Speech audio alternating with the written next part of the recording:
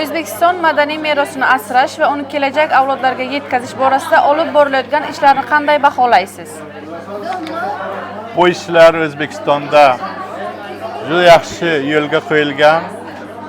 Ba'zi madaniy meros obidalar hammasi himoyaga olingan va davlat yetarlicha mablag'larni ajratib, bosqichma-bosqich ta'mirdan o'tkazadi va sayyohlar uchun ularni moslashtirib, ayirboshlashga, turizmga xizmat qilyapti. Shuning uchun ijobiy deb hisoblayman. Yaxshi. O'zbekiston va Turkiya o'rtasidagi madaniyat va san'at sohasidagi hamkorlikning so'nggi yillardagi rivojlanishini qanday baholaysiz? Bu ikki barodar davlatlar orasida oxirgi 8-9 yilda munosabatlar rivojlanib borib, madaniyat va san'at sohasida ikki tomonlama hamkorliklar rivojlanyapti.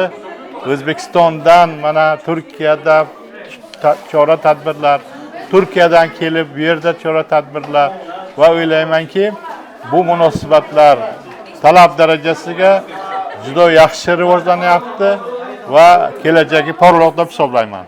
Kelgusi yillarda O'zbekiston madaniyat siyosatining asosiy ustuvor yo'nalishlari va maqsadlari nimalardan iborat?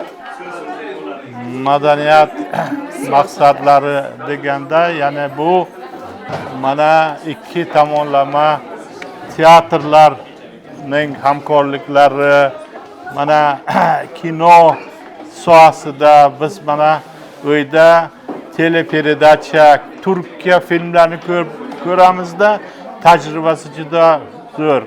O'ylaymizki, O'zbekiston ham hamkorlikda mana agar shunaqa kinolarni, teatrlarni va tadbirlarni agar birgalikda o'tkazsa, o'ylaymanki yanada foydali bo'ladi.